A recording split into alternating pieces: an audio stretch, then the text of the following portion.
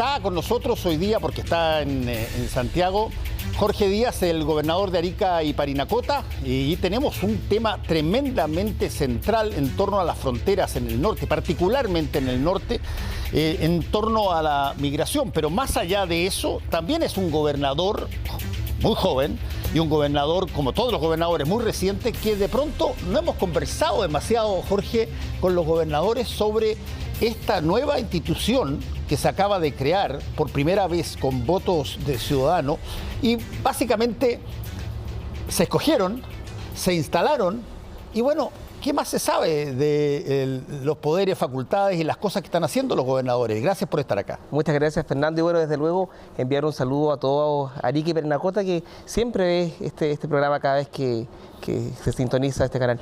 Bueno, lo cierto es que se crea esta nueva institucionalidad, esta nueva figura del gobernador regional, que como ustedes saben reemplaza a los intendentes, aun cuando los gobiernos regionales existían desde antes y se mantiene la figura del gobierno regional, pero ahora con una máxima autoridad regional que es la que lidera este proceso de los gobiernos regionales, que además viene también en traducir estos procesos de descentralización que han sido tan importantes, ¿no? Primero con la elección directa de los consejeros regionales y ahora con la elección directa de los gobernadores regionales, y estamos en eso, ¿no? Con toda la asociación de gobernadores regionales de todo Chile, tenemos un muy buen ánimo de que las regiones tengan más autonomía, y de eso se trata, ¿no? de que Chile cada vez tenga más decisiones desde los territorios y no se tomen en Santiago en cuatro paredes. Bueno, ahí hay un punto bien interesante, ya que quisiste meter el cuchillo al tiro en la llaga. La palabra descentralización se escucha mucho. Y se escucha, algunos la piden, otros dicen que la van a llevar a cabo, pero en términos estrictos, si que tú tuvieras que explicarle al país mañana, a ver, ¿qué es lo que se entiende por una descentralización real, activa? ¿Qué veríamos nosotros de distinto en las regiones que hoy día no vemos? Lo primero es que se atienda a la realidad de los territorios. Cuando existía un intendente que era funcionario del presidente de la República, muchas veces tenía que ejecutar metas presidenciales, ¿no? Que eran metas para todo Chile, y cada vez que salía un 21 de mayo el presidente de la República dando la cuenta, indicaba que se construyeron miles de kilómetros de carretera, pero para llegar a ese resultado, todas las regiones ponían parte de su presupuesto, de su FNDR, para que eso se concretara. Pero muchas veces era una mirada, una decisión que se tomaba en Santiago, pero que no atendía a las realidades de los territorios. Entonces, lo que nosotros le podemos dar de tranquilidad a la ciudadanía es que en cada una de nuestras decisiones vamos a tener el componente territorial muy activo, porque cada vez que vuelvan a haber elecciones nos van a medir por esa vara, no por lo que el presidente haga o no haga en Santiago. Entonces, desde luego que es una forma muy distinta de hacer política, y la esperanza de este nuevo Chile con una nueva constitución que también entregue más autonomía y más competencia a los gobernadores regionales, que es lo que se espera, desde luego. Por ejemplo, para meternos dentro del punto directamente, por ejemplo, ¿tú esperarías que si es que efectivamente se hace una descentralización, sea porque se plantea desde la nueva Constitución o porque hay un proyecto de ley al respecto? Que a todo esto, Fernando, es algo que el presidente hoy podría hacer, ¿eh? Es un gesto que podría hacer porque puede entregar facultad a los gobiernos regionales sin dudar. Puede hacer un proyecto de ley para eso y puede hacer dictámenes porque él tiene facultades para hacerlo. Por ejemplo, ¿te parecería que la forma en que, por ejemplo, la riqueza que se crea en la región, qué tanto de esa riqueza que se crea en Arica y Parinacota queda en Arica y Parinacota? Bueno, lo cierto es que las realidades de los territorios no son las mismas, ¿no? No podemos comparar una región que tiene... no como Antofagasta con las minas. Por supuesto, ¿no? Ni otras donde hay forestales. Exacto. Cada región tiene una vocación económica, y eso es indudable. Pero hay que avanzar también una ley de rentas regionales con un financiamiento mixto, donde, por ejemplo, las empresas del Estado que tengan presencia en cada una de las regiones puedan tener esa posibilidad, esa capacidad de que una parte de sus ingresos o de sus utilidades puedan quedar en las regiones. Que parte del directorio de estas empresas estatales que tienen presencia regional sean nombrados por el gobernador regional. Porque evidentemente cuando las decisiones, vuelvan al punto, ¿no?, se toman en Santiago, muchas veces no se atiende la realidad del territorio. Más allá de que sea una buena o mala decisión, la ciudadanía la siente igual lejana. Y eso es lo que hay que romper. O sea, nosotros venimos un poco a humanizar la política y que vean un gobierno regional tal como lo indica su nombre, un gobierno de la región. No un gobierno del Estado, no un gobierno del país. Sí, te hago la pregunta en particular porque las personas que votaron masivamente por descentralizar el país y lo hicieron y fueron a votar en mucha cantidad por gobernadores regionales, van a esperar ver, no solamente que les cuenten en un discurso de fin de año, van a empezar a ver qué pasa en la región que da cuenta de un fenómeno de mayor autonomía, un fenómeno de mayor prestancia regional, que no significa separarse, hacer una escisión del país, pero ¿dónde se va a notar primero, a juicio tuyo, esta descentralización? Bueno, lo primero es que cada región tiene un FNDR. En el caso de la región de Arica y Parinacota es el presupuesto más bajo de todas las regiones del país. ¿Qué es el NTR? El Fondo Nacional de Desarrollo Fondo Regional. Nacional de Desarrollo. Aquel que decide el gobierno regional con el gobernador y el consejo regional. Y cuando eso sucede, implica que se van a tener que priorizar aquellas necesidades más importantes de la región. Ya no lo que sea importante para el presidente de turno. Y siento que ahí hay un cambio importante que la ciudadanía lo va a empezar a notar, a pesar de que, por lo que hemos estado en distintas reuniones de comisiones de Hacienda, por la discusión presupuestaria del próximo año, esto ha implicado que las regiones tengan poco aumento porcentual de recursos, ¿no? Lo que estamos pidiendo como gobernadores es que exista un delta que permita que cada uno de los gobernadores regionales, cuando fue electo y cuando fue candidato, tuvo que presentar un programa de trabajo. Pero resulta ser que cuando asumimos el cargo, gran parte del presupuesto de este año y del año siguiente está absolutamente comprometido. Entonces, ¿de qué manera se va a tributar a que se cumpla con un programa que fue ampliamente validado y elegido por la ciudadanía? Porque no solamente eligen un candidato, también se elige un programa. Entonces, eso es algo que estamos en plena discusión. El otro día participé en una comisión de Hacienda y bueno, todos los gobernadores regionales estamos muy unidos en esa lucha, porque lo que se espera es más descentralización, y la descentralización también pasa por una mayor cantidad de decisión en los recursos que se dispone para cada región. Ahora, tenemos la figura del gobernador regional, que está empezando a darse a conocer. De hecho, estamos hoy día conversando de eso, pero tenemos esta figura que se metió ahí a último momento del delegado presidencial. ¿Cómo se entiende que dos instituciones que de alguna manera velan por más o menos lo mismo, el territorio, ¿cómo evitar que entre esas 12 instituciones, el delegado presidencial y el gobernador regional, no terminen a chispazo y a charchazo, digamos?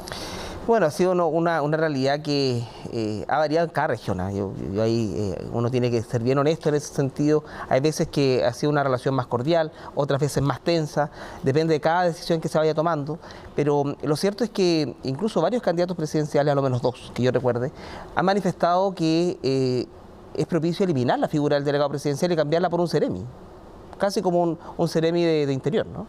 Porque solamente tiene la facultad de también coordinar a los servicios públicos de la región, y eso también es importante, sobre todo por lo que pasa ahora en Arica con el tema migratorio, porque a pesar de que es una facultad, por ejemplo, y una competencia del delegado presidencial, toda el área de extranjería e inmigración, resulta ser que en vez de fortalecer la figura del delegado presidencial, lo que hace el gobierno es nombrar a un encargado regional de migración y extranjería. Entonces, en vez de fortalecer una figura, simplemente nombra a otro ente administrativo con más burocracia, sin acciones claras, sin presupuesto, para que coordine un tema tan grave como es la migración. Bueno, entonces, ¿de qué forma se puede trabajar en esa estructura que tú estás describiendo, digamos? Mira, lo cierto es que... ¿O tú esperas de alguna forma que eso lo ordene la nueva Constitución? No, nosotros como gobernadores regionales tenemos una posición bastante clara, ¿no? Y entendemos que se debe respetar a la máxima autoridad de cada una de las regiones, que es el gobernador regional, para que lidere los procesos transformadores de la ciudadanía. Si el problema de hoy es que hay una dicotomía, una diferencia bastante clara entre lo que se hace y lo que se dice que se va a hacer. Yo creo que la ciudadanía está cansada de promesas incumplidas. Pero eso debería cambiar si es que se entrega mayor autonomía a las regiones, porque tienen ahora una autoridad electa que está validada por la ciudadanía y va a tener que ejercer, y la idea es que ejerza en plenitud las decisiones durante el periodo por el cual fue legalmente electo. Ahora, Jorge, ustedes son una región que tiene, bueno, fronteras con 3 países en términos estrictos, y el tema migratorio pasa a ser un tema tremendamente potente en Chile. Y la forma en que la migración huye de los países que, bueno, consideran que es más el riesgo de quedar en sus países que venir a empezar algo nuevo sin saber nada. ¿Cómo se está estructurando eso en particularmente una región como la tuya, donde, bueno, está ahí con Perú, con Bolivia, con Argentina? Sí, principalmente con Perú y Bolivia. Sí. Con Bolivia es un paso fronterizo, que es el paso fronterizo Chungará, que es uno de los más importantes de carga. Utilizan muchísimo el paso fronterizo de los camiones para sacar su carga por el puerto de Arica. Y en el caso de Perú, uno de los más transitados por el cruce de personas. El año 2019, antes que empezara la pandemia, las estadísticas indicaban que hubo 7 millones de cruces de personas. Es como si todo Santiago pasara por Arica. En realidad es un dato bastante importante, pero cuando revisamos estos procesos, nosotros en la región, y cumplo también con indicar que lo mismo pasaba en Tarapacá y en Antofagasta, estábamos habituados a la presencia de extranjeros, de peruanos, de bolivianos, eran parte de nuestro paisaje y nunca hemos tenido ningún inconveniente con que así suceda. Pero el problema es cuando ingresan personas por cruces ilícitos. Y eso es algo que no se debe permitir porque la frontera hoy está cerrada por una situación de salubridad pública, por efectos de la pandemia, pero es algo que no puede existir. O sea, si la frontera está cerrada para todos. Y ahora la cantidad de personas que han ingresado por distintos cruces irregulares de la región de Arica y Parinacota son muchísimas. El otro día estuvimos con los gobernadores regionales de Tarapacá, José Miguel Carvajal, y Antofagasta, Ricardo Díaz, donde veíamos que habían cientos, en realidad miles y miles de huellas de personas, con vestigios, no sé, cepillos dentales, mochilas, ropa, agua. Cosas que quedan en el camino. Que quedan en el camino, y uno ve que hay una pampa donde efectivamente uno mira el escenario y hay muchísimos cruces de personas, con una frontera que está cerrada. Las estadísticas han indicado que el año pasado hubo cerca de 2.500 personas que ingresaron por nuestra frontera y que se autodenunciaron. Este año, hasta el 15 de septiembre, esa cifra bordeaba los 3.800 personas. O sea, eso significa que ha experimentado un incremento de más de un 50%. Y son solo los que se autodenuncian, sin considerar aquella cifra negra que por distintas razones no se autodenuncia. Entonces, evidentemente que esto va creciendo, ¿no? Se va transformando, y tal como tú lo indicabas, ¿no? Desde un problema de migración a una crisis humanitaria y de refugiados, porque en definitiva son personas que ingresan al país con muchas mujeres embarazadas, con familia, con niños. Entonces, evidentemente que lo que hemos visto es que ha habido una incapacidad del Estado de hacerse cargo del problema, porque este problema no es de ahora. O sea, cuando veíamos lo que pasaba en Tarapacá, lo que pasaba en Iquique, en la Plaza Brasil, no es que hoy exista esa situación. La ciudadanía venía tolerando eso durante muchos meses, desde que prácticamente se inició el cierre de la frontera, se inició la pandemia. Entonces, claro, catalogarlos ahora con distintas, calificativos por mil, ahora habían xenofobia muchísimo, pero entender que toleraron muchísimo. Y lo mismo pasa en Arica y Parinacota, han tolerado muchísimo, pero hemos visto un Estado, un gobierno que no se ha hecho cargo de este problema, y en definitiva eso ha ocasionado esta rabia, ¿no? de decir, pero ¿qué pasa? ¿Por qué nadie controla? ¿Por qué nadie hace nada? Déjame ahondar un poco en este concepto que tú lo precisaste muy bien, en esta rabia dijiste. A ver, ¿dónde radica la rabia o las distintas rabias que pueden haber? Una es en esto que tú estás señalando. La gente ve que estas cosas ocurren todo el tiempo y nadie hace nada o no pasa nada. Segunda, bueno, la gente ve que ocurren estas cosas, nadie hace nada, pero además llegan personas y te quitan pega. O llegan personas a ocupar cosas que eventualmente del servicio público que tú necesitas, etc. ¿En qué momento uno advierte que más que preocupado por la entrada ilegal, uno está preocupado porque, oye, se están metiendo en mi vida? Se están metiendo en mi entorno. Cambia el paisaje, ¿no? Cambia totalmente la cosa, ¿no? Sí, y yo agregaría un tercer factor, que es el factor humanitario. O sea, hace poco veíamos cómo bebés recién nacidos se encontraban muertos en la frontera, y cómo esto también se iba transformando, ¿no? Desde un espacio de migración que siempre ha existido. No tenemos claridad tampoco, porque no se ha catastrado, si los migrantes llegan a las regiones para quedarse en las regiones o solamente es un paso temporal para un destino final distinto. como eso no se ha precisado, como no se tiene esa claridad, resulta bien difícil hacer un análisis más fino, ¿no? Pero lo cierto es que la ciudadanía nota que no hay control, que no existe claridad en lo que se va a hacer, no existe un plan que digan, ¿saben qué? Bueno, vamos a hacer un catastro, vamos a identificar a estas personas, les vamos a preguntar si se van a quedar ahí o se van a trasladar a otra parte, les vamos a consultar, por ejemplo, ¿no? si tienen alguna situación delictual, algún prontuario en su país de origen para deportarlos, o si, por ejemplo, requieren que se acelere un proceso de visas para que puedan trabajar, porque algo deben hacer, ¿no? Son familias que hay que alimentar. Entonces, ante ese proceso, uno dice, bueno, pero ¿de quién es la responsabilidad? Alguien tiene que hacer algo. No es una competencia de los gobernadores regionales, pero nos juntamos con los gobernadores del norte porque veíamos esto con muchísima preocupación y es por eso que emitimos una declaración pública para que entre los tres podamos, le pedimos a todos los parlamentarios, en específico a los parlamentarios de nuestros distritos, para que iniciaran una interpelación al ministro del Interior, porque entendíamos que la responsabilidad en realidad es del ministro, es del Interior.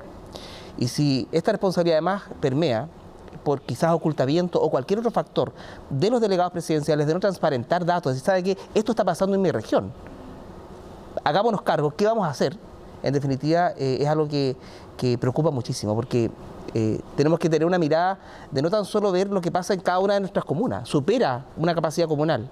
Incluso nosotros entendimos con claridad con los gobernadores del norte que supera una capacidad regional. Porque, claro, no sacamos nada con sacarlos de Iquique y mandarlos a Arica, o sacarlos de Arica, mandarlos a Antofagasta, porque en definitiva la situación es la misma y la responsabilidad en realidad se trasladan de un lado a otro, o que vengan a Santiago o da lo mismo. Entonces, tú mencionaste al ministro del Interior. El ministro del Interior tiene lo que teóricamente debiera ser una ventaja.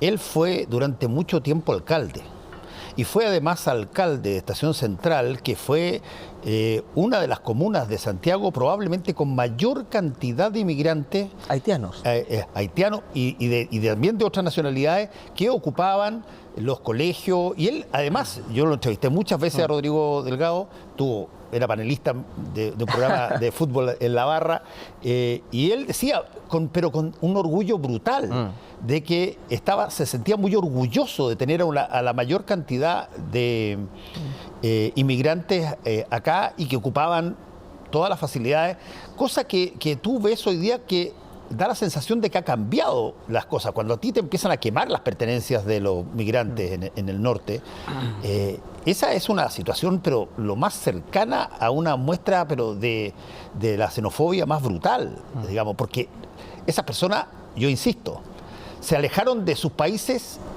porque consideraban que corrían más riesgo de morir a donde nacieron que en un lugar donde no tenían la más leve idea si lo iban a aceptar o no. Tal cual. Y yo quiero precisar esa percepción que tú tienes, que la comparto. De hecho, cuando uno revisa la prensa y vemos que el ministro, cuando era alcalde, incluso era amigable hasta en los carteles que daban instrucciones en su municipio, no estaban en creolé. Entonces uno dice... Están en creol, claro. Claro, ¿no? ¿Cómo esto está cambiando? Y bueno, qué bien que así sea. Pero yo creo que eso es porque cuando era alcalde tenía autonomía en la toma de decisiones. Eso es verdad. No tenía un superior jerárquico que le dijera o que no le dijera lo que tenía que hacer. Eso es muy importante. Pero ahora tiene un superior jerárquico y tiene que defender los intereses del gobierno. Entonces, por eso es que es importante que las decisiones se tomen desde los territorios. Yo lamento que el ministro no haya ido todavía a la región de Arica y Parinacota, porque la única manera de que cualquier autoridad sepa con claridad, con mucha claridad, qué está pasando, es ir, es mirar, es estar ahí donde el territorio lo demanda. Y por eso es que es importante que los gobernadores regionales tengamos esta oportunidad de liderar un proceso de coordinación, porque además cuando miramos las nuevas figuras que existen, bueno, aquí ahora están los gobernadores regionales, pero en nuestros países vecinos de hace mucho tiempo que hay gobiernos regionales, ¿no? En Perú, en Bolivia, en Argentina, eso pasa. Y uno de los acuerdos que tomamos con los gobernadores del norte es ponernos en contacto con nuestros pares, que también están en zonas limítrofes y que también deben estar sufriendo lo mismo que nosotros. ¿Y qué tan parecido es lo que pasa en Bolivia, en el caso de ustedes, en Perú, en el sur del Perú? ¿Y cuáles son los mecanismos con los cuales se pueden poner de acuerdo para enfrentar este asunto? Mira, lo primero es que cuando vemos lo que pasa en los países vecinos es una realidad muy similar. Uno mira, cuando visitamos el hito 11, estábamos a metros de donde estaba la carretera que era la primera carretera de Perú, que no era la carretera internacional. Y evidentemente hay una gran cantidad de migrantes que se ha calculado que son más de 1 millón, que están esperando que las fronteras se abran para ingresar al país de manera regular. Entonces, evidentemente que tenemos que tomar decisiones. El Estado tiene que tomar decisiones respecto a esta materia, porque si no se toman, eventualmente se puede aperturar la frontera. ¿Y qué va a pasar? En definitiva, vamos a tener una avalancha nuevamente de personas que van a querer ingresar, no por la vía de cruces ilícitos, sino por la vía de un cruce legal. ¿Y qué va a pasar? Bueno, tú dijiste una cosa súper importante, Jorge, cuando dijiste, lo que pasa es que los alcaldes tienen recursos, o tienen, yo te lo voy a traducir en lenguaje político. Un alcalde tiene poder. Un alcalde, desde el punto de vista de las posibilidades, es mucho más poderoso que un diputado o un senador. El alcalde tiene recursos, tiene formas de poder hacer que te cambie la fisonomía de su comuna si es que tiene una inspiración y tiene un plan. Puede conseguir, tiene recursos, tiene capacidad de activar situaciones en distintos ministerios para su beneficio, y desde ese punto de vista los alcaldes tienen un rol tremendamente importante, que cuando llega el gobernador regional, al que todavía no tiene todas las facultades para poder ejercer, bueno, ¿cómo empalmas tú con el alcalde que te toca tanto en Arica como Parinacota? Lo cierto es que así como los alcaldes tienen esa autonomía y ese poder político, los gobernadores regionales también lo tienen. Pueden destinar el 5% de su presupuesto para emergencias. Y esta podría transformarse también en una emergencia y poder destinar recursos regionales para paliar, de alguna manera, esta crisis migratoria. Pero cuando pensamos que si cada uno hace lo que puede, no sirve de nada, porque el problema es mucho más amplio. No solamente es comunal, no solamente es Colchane, no solamente es regional, no solamente es de la macrorregión norte, es en realidad de todo el continente. La cantidad de extranjeros nosotros que están tenemos votando inmigración es intracontinental. Claro, entonces, en definitiva, cuando miramos este proceso, entendemos con certeza de que tiene que haber una mirada mucho más amplia, y que el Estado y a través del Ministro del Interior tiene que hacerse responsable de lo que pasa con los procesos migratorios. Y por eso es que ha avanzado esta instancia de la interpelación, que está fijada para el 25 de este mes, la semana subsiguiente. Y ahí nos reunimos con los gobernadores junto a los parlamentarios de nuestro distrito, que son quienes van a liderar esta interpelación, la lidera el diputado Vlado Milosevic. Y un poco explicamos qué estaba pasando en cada uno de nuestros espacios, ¿no? Cuál era nuestra percepción de qué forma esto se podría abordar. Me reuní también con una comisión de distintos embajadores de Naciones Unidas, de UNCUR y otras tantas más, en el gobierno regional ellos tenían mucho interés en saber qué estaba pasando y cómo lo podríamos solucionar. Nuestra voluntad existe. Y en realidad lo que demandamos es que se tomen decisiones. Y que yo creo que a esta altura son decisiones que ya deberían estar muy bien pensadas. Y no crear nuevas institucionalidades, más burocracia, sin acciones claras, sin presupuesto claro, que puedan atender esta tremenda situación que es la migración en el país. A ver, te lo voy a preguntar así súper directamente, Jorge. ¿Tenemos nosotros un sesgo en torno al fenómeno de la descentralización? Te lo digo porque cuando yo iba al colegio, a mí me enseñaban que Chile estaba dividido en 25 provincias. Después fueron 16 regiones, digamos, pero eran 25 provincias, y las provincias están acá, y era un estado unitario, por eso había una estrella en la bandera y no había más estrellas, porque era un estado unitario. Y desde que se hizo república, bueno, básicamente estaba gobernado por un ejecutivo, el Congreso, en fin. Eso es una inercia fuerte. Es una inercia fuerte. De hecho, todas las discusiones que se están haciendo incluso en la Convención Constituyente para meter, por ejemplo, el tema de si es que eventualmente el sistema político puede cambiarse a semipresidencial, si se puede hacer una desregionalización, uno de los primeros barreras que hay, de las primeras zanjas, ya que está de moda hablar de zanja, una de las primeras zanjas es, bueno, la historia, la cultura, el sesgo clásico de que no, la estrella única y las personas tienen que estar todas sujetas a la voluntad del primer mandatario. ¿Qué tanto sientes tú que la gente tiene ganas de que la región tenga autonomía, o más bien prefiere que reciba más del centro? Yo creo que hay que hacer una distinción, que es una situación que va mucho más allá, incluso de lo que uno quiera hacer, ¿no? Es un cambio de formas de Estado, de un Estado unitario a un Estado federal. Pero cuando uno lo mira así, uno entiende que eso será un proceso constitucional. Yo creo que Chile no va a dejar de ser un país unitario. Pero eso no significa que a los territorios se les entregue más decisión. Sí, claro. No son situaciones que no converjan en un bienestar ciudadano, todo lo contrario.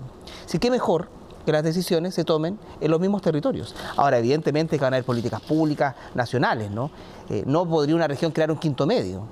No podría un gobernador pedir, dentro de las facultades y las competencias que puede solicitar al gobierno central, por ejemplo, las facultades vinculadas al Ministerio de Educación, para que pudiese ser que cree una región un quinto, un sexto medio. Eso en realidad claramente no.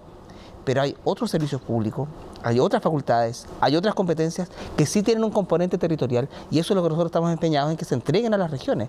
Porque, en definitiva, el Estado, ¿no?, ha tomado diversas formas. A través de decisiones comunales con los alcaldes que son autónomos, tienen patrimonio propio, tienen decisión propia respecto de cómo utilizan sus recursos, basta la aprobación del Consejo Municipal para que suceda cualquier modificación de sus presupuestos. En el caso de los gobiernos regionales también tienen un Consejo Regional que es electo democráticamente, pero cada uno en la esfera de sus competencias. Nosotros no queremos que se cambie una forma de Estado por pedir más descentralización. Yo creo que son conceptos completamente distintos, que debe ser una discusión mucho más amplia. Todos caben dentro de la misma estrella, digamos. Por supuesto, y así se definió. Y en el caso de nuestra región lo vivimos también. Nosotros somos una región nueva. El viernes pasado la región cumplió 14 años, desde que se creó, 14 años. Y antes éramos una sola región con Tarapacá. Y vimos cómo este proceso de separación, de descentralización, le permitió a la región tener mayores avances en distintos procesos, en distintas áreas. Una mayor cantidad de presupuesto para poder disminuir distintas brechas, sobre todo en las comunas rurales. Las 3 comunas rurales que tiene la región están dentro de las menos pobladas del país, de las 23 menos pobladas, y de las comunas más pobres de Chile. Entonces, esas brechas, nunca van a existir recursos para que esas metodologías cambien y ellos puedan tener progreso. De hecho, una de las 3 comunas tiene un CESFAM, las otras 2 ni siquiera tienen un consultorio. Sí. Déjame hacerte una última pregunta y que tiene que ver con qué tan transversal es esta mirada de generar una mayor autonomía responsable, no irresponsable, no autonomía que agregue nuevas estrellas en la bandera, sino que siempre dentro de la misma estrella, pero las autonomías regionales. ¿Qué tan transversal es esa petición a través del espectro político de los gobernadores regionales y de los alcaldes? Mira, lo primero es que ha existido consenso con los 16 gobernadores del país. Pertenecemos a distintas casas políticas, a distintos sectores, a distintas formas de pensar. Y el otro día me quedé muy contento con una intervención que se hizo en una comisión de Hacienda del Senado, que también era mixta, por lo tanto también habían diputados. Y parlamentarios de distintas líneas políticas también manifestaban esta necesidad de que las regiones pudieran tener más autonomía, porque por Dios que es importante que las decisiones el ciudadano sienta que se toman en su región y que no tienen que ir a otra región, a una región metropolitana, donde está el Ejecutivo, para que se pueda decidir lo que pasa en Arica y Parinacota. Yo creo que esa es la barrera que hay que romper. Ya, pero yo te preguntaba, por ejemplo, hoy día hay un gobernante que es de una coalición de partidos de derecha, ¿ok? Si es que la coalición cambiara y el gobernante cambiara, ¿habría más interés o le existiría el mismo interés en los gobernadores que son del oficialismo hoy día por pedir descentralización? Yo creo que existiría el mismo, y de hecho hoy día los gobiernos son lo que te estoy tratando de decir es la política de descentralización reclamada cuando estás en la oposición o cuando estás en el gobierno también. No, yo creo que es una forma que hemos vivido como candidatos y después como gobernadores electos, de que la ciudadanía demanda más poder a las regiones. Y de hecho, a propósito del estado de excepción que se está decretando en las regiones de la Araucanía y Biobío, los 2 gobernadores, uno es de oposición, el otro es de gobierno, es oficialista, y ambos salieron criticando esa decisión porque no se les consultó a los gobernadores regionales. Entonces es algo que trasciende los colores políticos, trasciende las ideologías, porque es lo que la ciudadanía demanda. Jorge Díaz, muchas gracias por haber estado con nosotros, que te vaya muy bien.